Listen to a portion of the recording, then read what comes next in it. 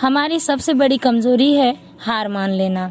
सफल होने का निश्चित तरीका है एक और बार प्रयास करना। ऐसा कहना है सदी के महान वैज्ञानिक थॉमस एडिसन का।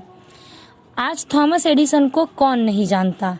वे बहुत बड़े वैज्ञानिक थे जिन्होंने 1000 से ज़्यादा बार असफल होने के बाद भी हार नहीं मानी थी और बिजली के बल्ब का क्रांतिकारी आविष्कार किया। थॉमस एडिसन का पूरा नाम था अल्वा एडिसन। इनका जन्म 11 फरवरी 1847 को हुमायूं राज्य के मिलन नगर में हुआ। बचपन की शिक्षा उनकी माता ने ही दी। थॉमस एडिसन ने 10 वर्ष की उम्र में बर्टन तथा ग्रीवन हुमायूं की किताबें पढ़ ली थी।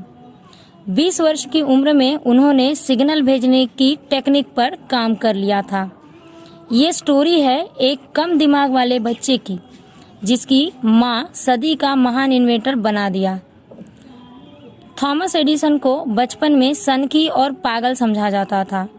एक बार थॉमस एडिसन जब छोटे थे तब उन्होंने किसी पक्षी को कीड़े खाते हुए देखा तो उन्होंने सोचा कि ये कीड़े खाते हैं तभी उड़ पाते हैं। उन्होंने एक महान प्लान बनाया और कुछ कीड़े जमा किए और अपने ही एक दोस्त को कीड़े किसी चीज में मिलाकर खिला दिए।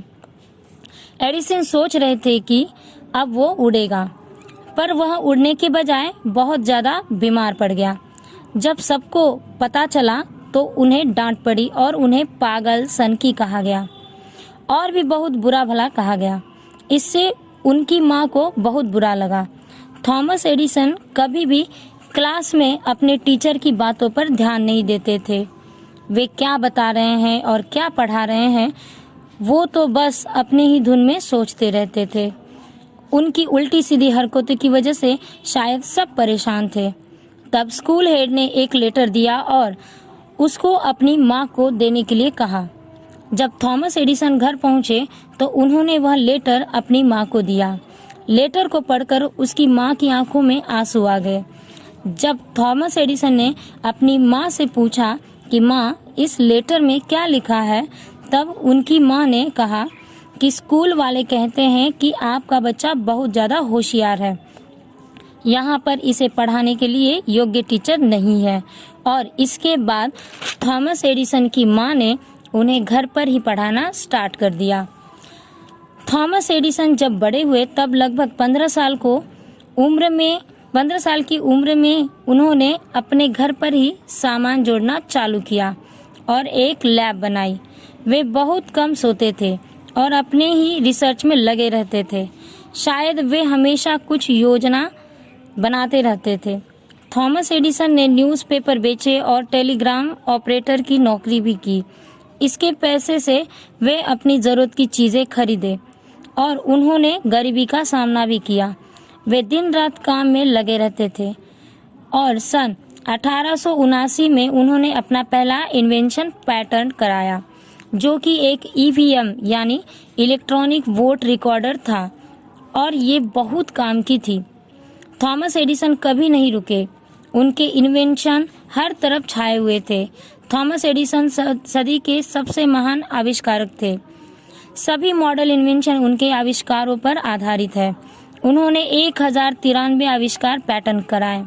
सबसे पहला इलेक्ट्रॉनिक वोट रिकॉर्डर था, फिर टेलीग्राम मशीन जो संदेश भेजता था। उन्होंने ग्रामोफोन का आविष्कार भी किया। उनका सबसे महान इन्वेंशन लाइट बल्ब था।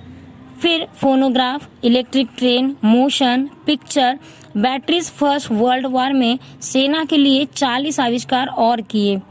थॉमस एडिसन अपने लैब में 3000 से ज्यादा बार एक ऐसी डिवाइस पर प्रयोग कर चुके थे जो रोशनी दे सके, लेकिन वे हर बार फेल हो रहे थे।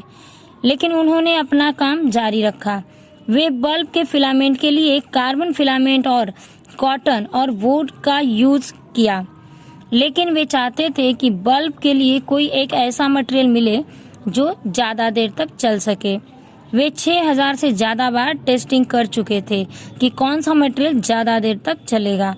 फिर 1879 के आखिर तक थॉमस एडिसन ने कार्बनाइज बम्बू फिलामेंट बनाया जो 1200 घंटे तक चल सकता था। इसके बाद उन्होंने बल्ब को पेटेंट करा लिया था।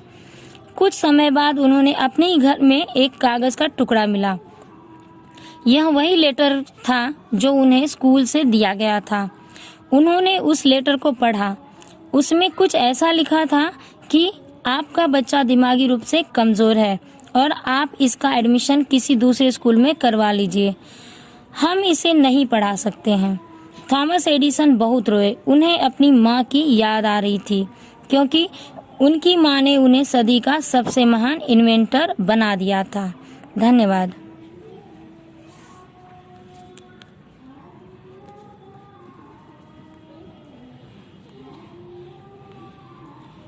सत्यम, सत्यम, देखो ना, पता नहीं इसमें हुआ कि नहीं रे। ये तो लॉक हो गया, पता नहीं रिकॉर्ड हुआ, लॉक हो गया है। तो ये अब लॉक हमको पता ही नहीं है, तो अब ये ज्यादा हो गया ना।